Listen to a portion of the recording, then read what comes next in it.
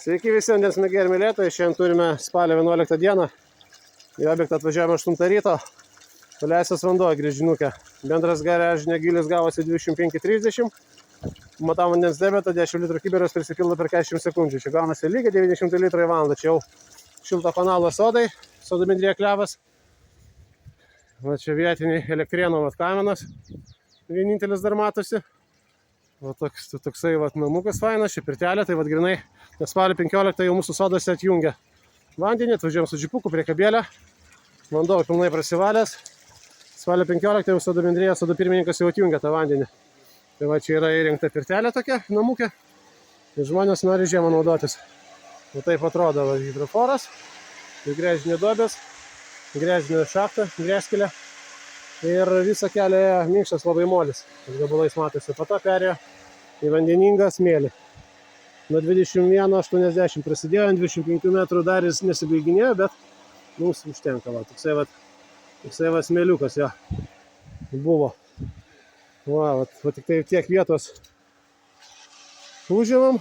14 grėžinys, čia visi grėžiniai gaunasi 20 metrų plius. Čia net nepavadinsi jau mini grėžinį, 25-30 gilis. Jau didelis. Va. Toksai namukas. Visakovai stovi.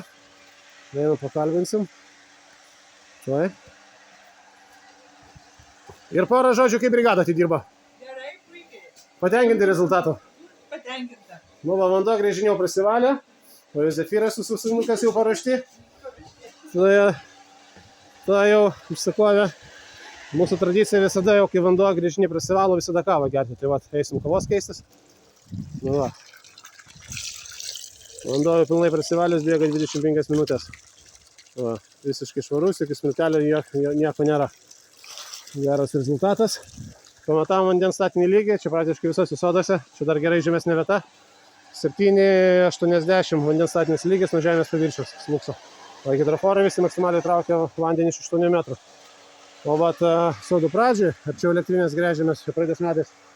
Tai ten gavosi irgi apie 25 metrus grėžinys. Tai reikėjo 2 metrų gilio duobę kastis, kad hidroforą įleisti.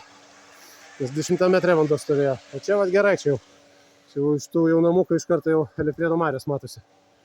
Tai va tiek vietos užimam. Visas gruntas grįžta atgal į duobes. Va, ir puikiai, Sikovas stovi. 900 litrų kaip nukirsta. Čia arba 900 litrų ir keletą grėžinių buvo kubas 300 į valandą. Tai va. Nesunki diena iš tikrųjų. Molis, jokių akmenų, nieko nebuvo, bet molis ant tiek minkštas, gal 5 kartus vandenį šviežinam, nes viskas tirpo pačiam vandenį. Mr. Gardiner siurbliukas gražiai dirba. Nu va, taip atrodo viskas. Tai ką, tada visiems geros dienos ir gero vandens. Iki.